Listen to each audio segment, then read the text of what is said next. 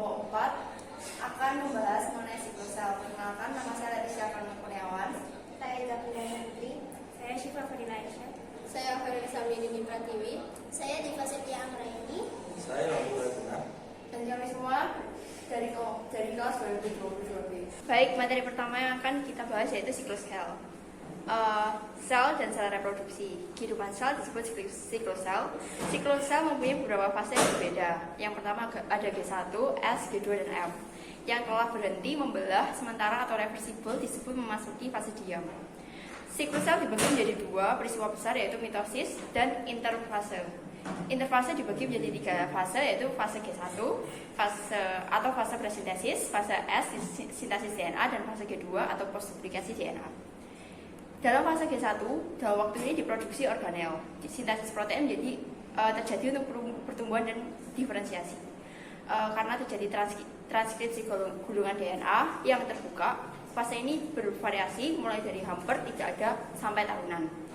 Yang kedua ada fase S. Selama fase S atau fase sintesis ini, siklus sel terjadi secara sintesis dan replikasi DNA dan sentriol serta duplikasi genom. Gulungan DNA dalam fase ini terbuka. Lalu ada tahap selanjutnya yaitu tahap G2. Dalam fase ini RNA dan protein yang penting untuk pembelahan sel akan disintesis, terjadi penyimpanan energi yang diperlukan untuk mitosis. Lalu selanjutnya ada fase M atau fase mitosis. Fase ini bereplikasi dan sitoplasma membelah untuk menghasilkan dua sel daftar yang genetik identik. DNA bereplikasi pada fase S sebelum mitosis. Lalu materi kedua yang akan kita bahas yaitu pengendalian internal siklus sel. Pengendalian siklus sel bergantung pada akumulasi molekul sinyal, yaitu siklins aktivase, siklins vs kinase. Siklins tertentu dibuat pada waktu tertentu selama siklus sel. Kondensasinya bisa naik dan turun. CDKS tidak akan dihancurkan, hanya diaktifasi atau deaktivasi. Kinases memfosforilasi molekul sinyal sel. Kinases tertentu mungkin mempunyai dua bentuk yaitu aktif dan inaktif. Kinases adalah protein enzim yang memfosforilasi molekul tertentu selain enzim. Umumnya molekul sinyal itu pada siklus sel difosforilasi oleh kinase. Yang kedua ada siklins activate kinase, yaitu kemampuan sel untuk memulai kembali siklus sel tergantung dari adanya protein siklin dan siklin dependent kinase atau CDKS. Siklin itu bertugas untuk mengontrol siklus sel dengan mengatur siklin dependent kinase atau CDKS tadi.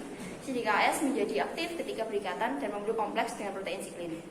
Siklin memiliki jenis yang berbeda-beda. Yang pertama yaitu G1 CDK dengan siklin D, fungsinya untuk memindahkan dari transisi G ke transisi S. Yang kedua yaitu G1 atau SCDK dengan siklin E, berfungsi untuk siklin mengikat CDK pada akhir G1 dan mengikat sel untuk replikasi DNA. Dan yang ketiga ada SCDK dengan siklin A, berfungsi untuk mengikat CDK selama fase S dan dibutuhkan untuk inisiasi DNA replikasi. Dan yang terakhir ada MCDK dengan siklin B, berfungsi untuk mempromosikan peristiwa mitosis. Siklin atau CDKS mengendalikan siklus sel. Siklus sel memiliki beberapa checkpoint internal dan eksternal seperti timer atau jam, seringkali melewati checkpoint untuk melibatkan sinyal kimia yang telah difosforisasi oleh kompleks siklin CDK. G1 atau SR point checkpoint merupakan faktor primer penentu terjadinya pembelahan sel. G2 checkpoint menunjukkan komitmen untuk memulai proses mitosis. Selanjutnya ada pengendalian siklus sel dan aktivasi checkpoint. Yang pertama ada sinyal eksternal. Sinyal eksternal mempengaruhi pembelahan sel. Sel mamalia memerlukan nutrisi tertentu dan protein regulator. Faktor pertumbuhan eksternal dapat menentukan pembelahan sel pada mamal. Contohnya, bila kulit rusak atau luka, platelet melepaskan senyawa yang disebut platelet derived growth factor atau PDGF. Reproduksi sel dan penyembuhan luka. Yang pertama ada hemostasis. Hemostasis yaitu pendarahan dihentikan dengan pembekuan darah. Yang kedua ada inflamasi, yaitu bakteri dan debris dibersihkan. Platelet yang rusak mengeluarkan faktor pertumbuhan. Yang ketiga adalah anafase, sister kromatid memisah. Serat spindle menempel kinetekor, memendek dan menarik kromatid ke arah kutub. Serat spindle bebas memanjangkan dan mendorong kutub ke kutub sel terpisah. Yang keempat, telofase, serat spindle hancur. Membran inti terbentuk di kedua kromosom. Kromosom kembali ke keadaan memanjang. Sitokinesis menutup setiap anak inti sel menjadi sel yang terpisah. Sel tanaman mengalami sitokinesis dan membentuk pelat sel antara dua inti anak. Sel hewan mengalami sitokinesis melalui pembentukan alur pembelahan. Cincin mikrotubul berkontraksi menjepit sel menjadi dua. Reproduksi seksual eukariotik memiliki dua tipe sel somatik dan seks sel. Meiosis, sebuah sel germinal tunggal membelah diri menjadi 4 sel anak yang unik. Sel anak mempunyai setengah jumlah kromosom sel induk. Haploid, satu kopi dari setiap kromosom disebut N. Jumlah kromosom dalam satu set, contoh gamet. Diploid, 2 set kromosom disebut 2N, contoh sel somatik.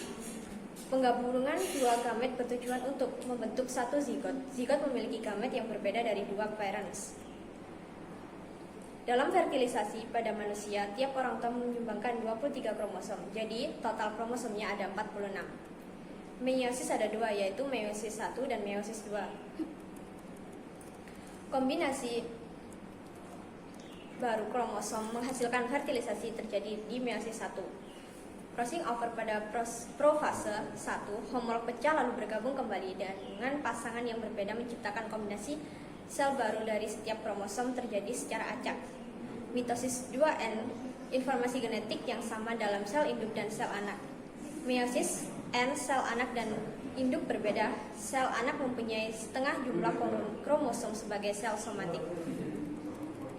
Kemudian, jenis kematian sel apoptosis, nekrosis, autofagi, entosis, onkosis, viroptosis, partanatos, ferotopsis, netosis, mitopsis, nekrotopsis. Apoptosis merupakan kematian sel fisiologis atau sel-sel yang tidak diinginkan atau tidak berguna dihilangkan selama perkembangan dan proses normal biologi lainnya. Nekrosis merupakan kematian sel patologi yang terjadi bila sel terpapar senyawa kimia atau fisika. Contohnya itu ada hipoksia, hipotermia, dan isemia. Nah, apoptosis itu penting untuk pengembangan organisme multiseluler atau embryonic development dan homeostatis jaringannya. Berikut adalah manfaat apoptosis. Yang pertama pada masa embrio, yaitu untuk membentuk pembentukan digit. Yang kedua pada dewasa, itu memelihara kekebalan, pengembangan sistem syaraf, eliminasi aktivasi, dan saraf normal. Selanjutnya mengenai perbedaan morfologi dan biochemical apoptosis dan nekrosis. Yang pertama, kalau necrotic cells itu dia mengalami pembesaran volume. Yang kedua, penggembungan sitoplasma dan mitokondria. Selanjutnya kehilangan integritas membran dan tidak ada bentukan vesikal. Kemudian untuk apoptotic cells itu dia volumenya mengecil, sitoplasma menciut dan tidak ada kehilangan integritas membran. Selanjutnya tentang signifikansi fisiologis, nekrosis dia itu mempengaruhi kelompok sel yang berdekatan, dipicu oleh gangguan fisiologis, contohnya litik, viruses, dan hypoxia. Fagositosis oleh makrofag. Kemudian selanjutnya apoptosis dia itu mempengaruhi sel tunggal atau kelompok sel. Selanjutnya menginduksi stimulus fisiologi atau lack of growth factors dan DNA damage. Selanjutnya ada di fagosit, sila tepat oleh sel epitel. Jalur ekstrinsik atau peristiwa yang diperantai reseptor kematian. Faktor pertumbuhan eksternal merupakan sinyal fibroblast untuk reproduksi dan membuat sel baru. Proliferasi yaitu fibroblast menghasilkan matriks ekstraselular. Remodeling yaitu ekstra kolagen dan sel yang tidak diperlukan akan dihilangkan. Jalur ekstrinsik, komponennya ada reseptor kematian ligands, protein adaptor, caspase, subgrup caspase. Sampai saat ini, 10 caspase utama telah diidentifikasi dan dikategorikan secara luas ke dalam. Pertama, caspase pensinyalan atau inisiator. Kedua, caspase efektor atau eksekutor. Ketiga, caspase inflamasi. Caspase lain yang telah diidentifikasi meliputi pertama caspase 11, 12, 13, 14, itu, peran sentral dalam kaskade peristiwa apoptosis dimainkan oleh kaspase 3. Jalur ekstrinsik, yaitu ada pengikatan trimerik fas L ke fas. Ya, setelah itu trimerisasi dan pengelompokan fas, perekrutan domain kematian terkait fas atau FADD ke fas, rekrutmen kaspase 8 ke FADD, pembentukan sinyal penginduksi kematian kompleks atau DISC. Selanjutnya aktivasi kaspase 8 atau auto-activation, aktivasi kaspase efektor apoptosis. Yang kedua adalah jalur intrinsik atau peristiwa yang diperantarai mitokondria dengan komponen yang pertama protein keluarga BCL2, yang kedua sitokrom C. Kemudian ada protein adaptor dengan kaspase C. Rangsangan yang memulai jalur intrinsik menghasilkan sinyal intraseluler seperti radiasi atau kerusakan DNA, tidak adanya faktor pertumbuhan tertentu, hormon dan sitokinin. Semua rangsangan ini menyebabkan perubahan permeabilisasi membran luar mitokondria atau MOMP. Kemudian pelepasan protein pro-apoptosis seperti sitokrom C, SMAC atau Diablo atau AIF, kemudian endonuklease G dan CAD dari ruang antar membran ke dalam sitosol. Sitokrom E mengikat dan mengaktifkan APOP1 serta prokaspase 9 membentuk apoptosom, aktivasi kaspase 9, aktivasi kaspase 3 berikutnya dan kematian sel. Kemudian adalah spermatogenesis dan apoptosis. Apoptosis memainkan dua peran utama dalam spermatogenesis. Hal ini penting dalam membatasi populasi, jumlah germinal yang dapat didukung oleh sel Sertoli. Penipisan selektif sel germinal abnormal, yaitu sel dengan morfologi abnormal, perubahan fungsi biokimia atau kerusakan DNA. Kemudian kegagalan apoptosis. Yang pertama, tidak ada pembersihan lengkap spermatozoa abnormal melalui apoptosis. Kegagalan apoptosis pada sperma berhubungan dengan morfologi abnormal, fungsi biokimia yang menyimpang, dan kerusakan DNA inti. Kemudian penanda apoptosis adalah marker apoptosis diekspresikan dengan beragam bagian sperma yang diejakulasikan, termasuk eksternalisasi fosfatidil serin atau PS pada membran luar sperma. Yang kedua, kaspase teraktivasi.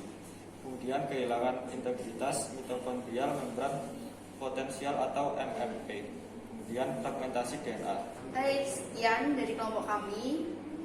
Mohon maaf